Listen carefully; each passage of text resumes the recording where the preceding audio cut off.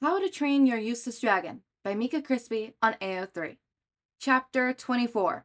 How to Deal with a Secret. Bakugou Katsuki slowly comes to conscious.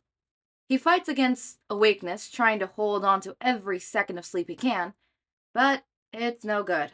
The pain going through his whole body doesn't let him go back to his dream realm. Not even the comfortable weight of Deku's dragon head on his chest distracts Katsuki from the ache in his muscles. Sleeping on the forest floor on an impromptu camping trip with the other dragons was hard on his back. And if that wasn't enough, as soon as they sent the extra dragons back to their island and went back to the village, his mother put them to work in the festival preparations. Work around the village under his mother's watch is harder on the body than training to be a warrior. The old hag is a tyrant. She doesn't even give Katsuki and the others a second to breathe the whole damn day. When they finish hammering wood stalls, they have to run to start digging holes for the pickets or shit like that. And today isn't going to be any better. There's still so much work to get done around the village. Katsuki moves his arms, testing the pain level of it, and is pleasantly surprised to see it could be worse. He drops his hand on Deku's head and lets his fingers run through the smooth scales. The sun is already peeking through the hole of the roof. Soon, his mother would start yelling at them to come down to work. No matter how much Bakugo wanted to stay in bed with Deku, they have to get ready. Hey, lizard, wake up. The dragon stirs and nuzzles against Bakugo's chest, and the Viking can't help the smile on his lips. Still overgrown gecko, at least Deku didn't drool on him tonight. Deku, come on. Katsuki pokes him in the cheek. We gotta get going before the old hag comes to check on us. Izuku sleepily blinks his huge green eyes and yawns wide awake in Katsuki's face. That's it. Now you're just asking for a morning ass whooping. The Viking barks while pushing Izuku off his chest. Bakugo rolls off the bed and stretches a little, feeling his muscles complain and his joints pop. He should have stretched before going to sleep. Now he'll be stiff the whole day. Dang hag worked us like mules yesterday. He grumbles, picking up some less sticky clothes to change into. I don't even think we need so many stalls. The new merchants will probably come over with their own wagons or shit like that. And we have to dismantle the stalls when the damn festival's over. He pulls the shirt over his head and keeps complaining to Deku. I bet you that today she'll make us fix the fences around the sheep enclosure. She's been complaining about that shit for ages, and will probably just take the chance to force us into doing it. And there's nothing wrong with the damn fence. If it keeps the sheep in a good place, it's good enough. Right, Deku? Katsuki turns to Izuku to see some volition over his protest, but the words die on his mouth when he sees the dragon. Deku shifted into his human form, but no, he's in the wrong human form. Deku is in a girl's body. His face is rounder, his arms slimmer, and his boobs are undefinably under the loose white shirt he usually wears. I think the whole concept of fencing the sheep against their will is really problematic, Kachan. Izuku argues, sleepily. Deku, what the fuck is wrong with you? Katsuki yells in disbelief. There's nothing wrong with me. The dragon answers, tilting his head in confusion. What the fuck? Look at you! You're a girl! Katsuki points at Deku's chest area. Izuku looks at his own body, and analytically. Yeah, but I don't see anything wrong. I'm completely human. Deku, focus. You're a girl. You've always a boy, but now you're a girl. What the fuck?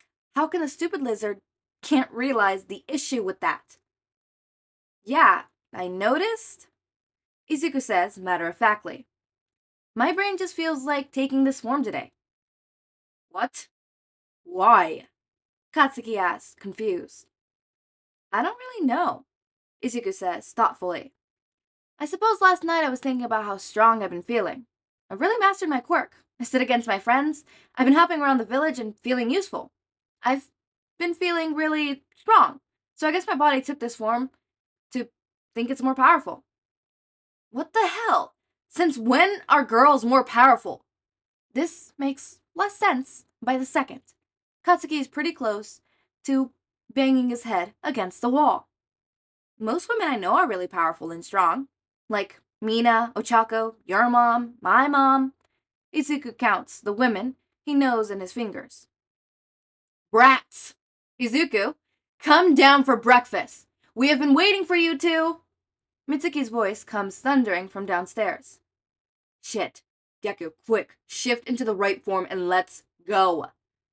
Bakugou says, finishing putting on his boots. I can't, Izuku says calmly. My brain wants to be in this form today. If I force it on the other form, I won't be able to keep the human shift for long. What? Katsuki yells.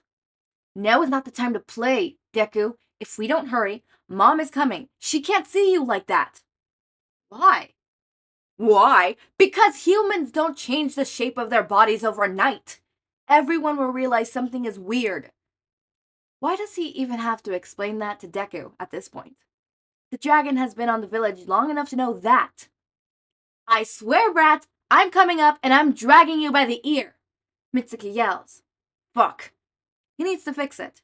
He needs to hide the changes in Deku's body, or else everyone will find out, and that might hurt the idiot lizard. Bakugou starts pulling clothes out of the chest on the corner of the room. He needs to find something that hides Deku's boobs. That's the most telling characteristic. Luckily, the damn lizard didn't grow his hair out overnight or some bullshit like that. Finally, he found what he was looking for. A leather vest his father made for him. It's similar to the one his mother uses, but it has been too small for Katsuki for a while. With any luck, it'll fit Deku's smaller frame. He rushes over to tie the vest around Izuku. It fits like a glove. Bakugou feels a little warmth on his chest, seeing Deku wear one of his most precious pieces of clothing, but he doesn't have time to dwell on that feeling. Alright, this will do for now. Let's go before the old hag kills us, he says, pulling Deku by the hand to the kitchen. There are bread, apples, and cheese waiting for them, and they start eating ravishly because they know they'll need the energy for the work day. Katsuki also needs to carefully pick what they do to not let anyone find out the changes of Deku's body. The vest helps, but if anyone looks at Deku too closely, they'll see something is amiss. Bakugou needs to keep them moving the whole day, working in things away from the others. They won't be able to work in the middle of the village. Actually, it's better to stay away from their friends too. They might know about the dragon thing, but they're too stupid not to draw attention to it. What do we need to do today, old hag? Katsuki asks his mother. Now that's a miracle, brat. You're actually interested in working, Mitsuki teases. There's still stalls to assemble. We need to put together a new barn for the horses that'll arrive during the festival. We need to fix a training field for the games and weed out the field where people are setting their tents. We'll take the training field, Bakugou says quickly. It's a lot of work, but that way they'll be able to stay away from the village center. Mitsuki looks at him warily. You gotta work properly, brat. That means fixing the holes you all do while training, painting the weapon shack, assembling stands and benches for people to watch the games. Bakugou rolls his eyes. I said I'll fucking do it. The woman doesn't seem completely sold on the idea, but before she can make any more remarks, Katsuki starts shoving food on a pouch to take for their lunches. He barely looks at what he's taking. He just needs to get out of the house before his mother's suspicion increases. Let's go, Deku. We can't be late. We have work to do. I'm eating, Izuku says with a mouth full of bread, but Katsuki doesn't care. He grabs Izuku by the hand and pulls the dragon away while Deku is still chewing on a piece of bread and is holding an apple. Deku doesn't put up a fight, most of the way, but when they get to the market, things get more complicated. Good morning, Izuku, Labara says cheerfully as she sets her flowers on the stall. Are you working around here today? Morning, Labara, Deku answers just as merely and stops following Bakugou, making the Viking almost stumble and fall to the sudden pull of his hand. Kachin and I are working on the training grounds today. Oh, what are you guys doing there? Fixing shit up, Bakugou answers, interrupting their useless chatter. Let's go, Deku. He tugs harshly on Izuku's hand to get the dragon moving. Izuku stumbles a few steps before complaining. Kachan, calm down. The field will be waiting for us when we get there. Deku grumbles. We should say good morning to Kirishima, Mina, and the others and explain where we're going. No time. We have to go. Bakugou says without looking back. Morning, Izuku. Bakugou. Sata calls for them at the baker shop. I just pulled some sweet bread off the oven. Would you guys like some? Yes. No. Katsuki barks, and Izuku looks angry at him. We need to go, Deku. Sato is being nice and offering us treats, Kachan. We can't be rude. Izuku argues before pulling his hand free and following the baker to get sweetbread. Fucking Katsuki curses and runs after Deku. The goddamn nightmare to get the dragon away from people. Izuku has so many fucking friends, it's maddening. Katsuki has to yell and bark at several people who spend too long talking to Deku. Some fuckers even dare trying hugging the dragon, and everyone disregards Bakugou's complaints. When they manage to get away from the market, they run into Kirishima and Mina. Katsuki doesn't even try explaining. He just yells at their friends to leave Izuku and him alone, and keep trying to drag Deku to the training field. Bakugou is furious and anxious. He's so fucking tired of all these people hogging Izuku. Get away from us! We're fucking busy! Katsuki yells at Kirishima and Mina. The two just look dumbfounded at the blonde dragging Izuku away. Is everything alright? Kirishima asks, worried. Everything is fine, Kirishima. We'll be working on the training fields. Izuku yells back to them, already far away with Bakugou pulling him by the hand. Katsuki doesn't care what Kirishima and Mina think.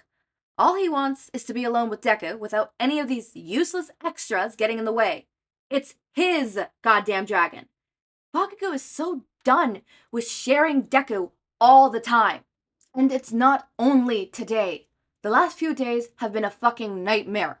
Katsuki had to spend the whole fucking day with shitty Shoto, who, the fucker, is unbearable. Talking shit about destroying their village and taking Deku away. And goddamn Roundface. She's a fucking rat and refuses to be away from Izuku, completely throwing Bakugou to the curb. During camp, she even demanded to sleep with Deku. Yesterday wasn't fucking better either. The dragons might have been away, but the whole goddamn village kept stealing Deku's attention the whole damn day. No one lets Katsuki and Deku be in peace. Ever. Bakugou misses a days where it was just him and Izuku alone on an island without any assholes to bother them. They have shit to do and this whole girl stuff to figure out. They can't keep wasting time on other people. When they get to the training grounds, the first thing Katsuki does is start picking up trash from around the field. There are broken pieces of wood everywhere. Let's clean the space first. Katsuki grumbles to Izuku, and the dragon begins picking up the stray pieces of wood too. They clean the whole field in silence. Katsuki still simmering in anger. The sun is already high in the sky and they haven't made much progress in getting the training grounds ready, so they just focus on their job. Only when the entire space and its borders are clean of any litter is that Izuku tries talking to Katsuki again. Your mom said we need to build stands. Do you think this wood will be enough? No. We'll need much more to make benches and stands for everyone. Bakugou answers, absent-mindedly fixing the pile of old wood. And this wood will only be good for kindling now. It's too old. And what will we do now? Katsuki shrugs. Don't know, maybe clean the weapons, Jack, and fix that? Alright, Izuku says, deep in thought. We'll probably need more wood, too. Tools and paint to fix the shack?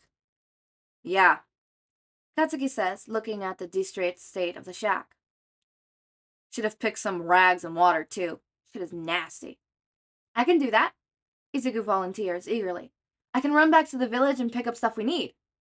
Izuku, going back to the village, to be hogged by those fuckers that will never let the dragon come back? Hell to the no. You stay here. You aren't allowed back into the village. Katsuki barks furiously. Kachan, we need supplies, Izuku says, frowning his eyebrows. We don't need shit, Katsuki argues back. We can just do whatever we can around here.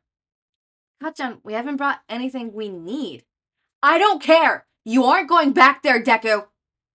Katsuki yells furiously to the dragon. Izuku looks at him with only hurts in his eyes. Do you hate the new me this much? What? Katsuki asks, angrily taken back. I can just go back to the archipelago, Izuku says with tears threatening to spill through the beautiful eyes before turning around ready to leave. No! Katsuki drops the wood he still had in his arms and runs quickly to stand in Deku's way. What the fuck do you mean you're leaving? I'm not sticking around with you if you don't want me here, Kachan, Izuku says harshly, cleaning the tears. Who said that bullshit? Of course I want you here, Katsuki yells, putting his hands on Izuku's shoulders. But you've been yelling at me the whole day, Izuku whines. And you're ashamed of my new form. Katsuki starts screaming, but takes a deep breath before continuing. He really did scream a lot at Deku today. Yeah, I've been really shitty today, but I'm not ashamed of this shit. Deku, I'm just worried about other people finding out you're a dragon, or about the magic stuff. They can hurt you, and I can't let that happen. Izuku raises his eyes, still filled with tears, to Katsuki. I thought you hated me in this form. Hate you? I can never hate you. I don't give a shit about what shape you take, boy, girl, or dragon. You're always Deku. Katsuki says, caressing Izuku's cheek with his dirty hand. He tries to brush away one tear just to smudge Deku with mud. And I love you. Bakugo has about 2 seconds of seeing Izuku's face morph into a huge smile before the dragon tackles him in a strong hug that almost takes Katsuki's feet off the ground. I love you too, Kachan. Izuku's voice comes muffled from his chest. Don't say you're leaving me ever again, Bakugo says against the dragon's hair. If you want to go away, I'll go with you. I'm never leaving you, Kachan, Izuku says to Katsuki with a beautiful smile as their eyes meet. Bakugo can't resist the urge and lowers his lips to Izuku's forehead in a soft kiss. Bakugo! Izuku! Kaminari's yell startles them and they jump away from each other. Katsuki's face is red as a tomato. Izuku has the brightest grin ever. Bakugo has half the mind to yell at Dun's face before the idiot can make any remarks. But Kaminari looks too worried and he bites back his tongue. You two need to come quickly. Aizawa's calling for you. Shit. Aizawa's bad news. He's the most annoying and the smartest man in the village. Bakugo has kept Izuku away from his mentor until this point for a good reason. If anyone could find out about the dragon's secrets, it's Aizawa. Deku, go back home. I'll meet you there as soon as I'm done with Aizawa, Katsuki says to the dragon. No, dude. Kaminari interrupts him. Aizawa said he wants every one of us, Mina and Izuku included. Sarah went to go get Kirishima and Mina. We need to go now. Katsuki feels like he's walking to his judgment as they approach Aizawa's cabin. Kirishima, Mina, and Zero are already waiting at the entrance, all of them with similar wary faces. Their greetings are quiet and reserved. The air is tense around them. Zero, Kaminari, Bakugo, and Kirishima trade worried looks, none of them feeling brave enough to knock on the man's door. How could Aizawa have found out? Maybe the question is, how could he have not found out?